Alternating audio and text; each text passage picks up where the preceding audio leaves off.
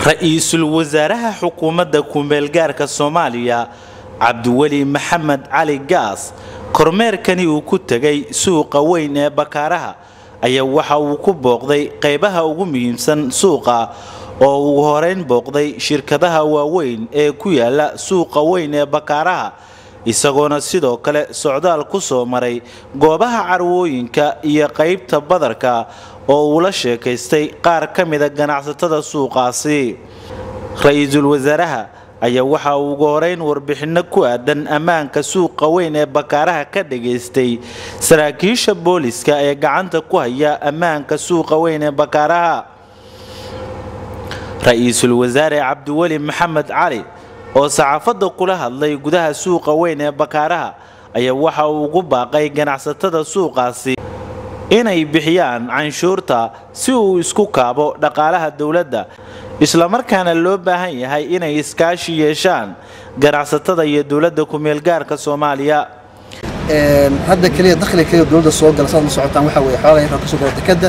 iyo xoolaha ka soo gala airport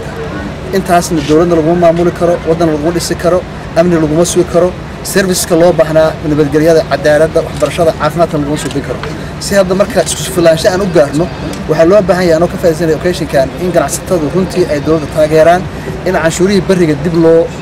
dardar galiyo oo qofku xaqna waa leeyahay waajibna waa lagu leeyahay xaqis waxa weeye nabadgelyadiisa iyo in la sugo in basic service wax la yiraahdo oo caafimaadka iyo waxbarashada dawladda ay dib u soo nooleyso laakiin haddana waajib ku saaran ganacsatada waxa weeye iyo dadka dakhliga sameeyaba in canshuurta la bixiyo oo dawladda dakhli ay ku shaqeyso loo sahlo waxaan xasuustaa markii suuqa ay haysteen nimankan al-shabaab dadku waxay oran jireen dawladdu Bakaaraha ha gaarto markii Bakaaraha gaarto lacag filan way helaysaa Bakaarihii waan gaaray waana ka shaqeynaa xamarna waa xor weeye marka waa waajib in canshuuraha la bixiyo dawladnimada ma suurtagelayso haddaan canshuur la bixin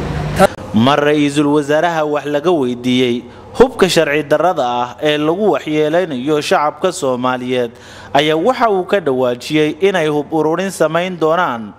oo aysan ogolaan doonin in hub uu haysto qof aan ka tirsanayn ciidamada dawladda ku meel gaarka Soomaaliya Cabdulqaadir Cali Xuseen Koronto Somali Channel Muqdisho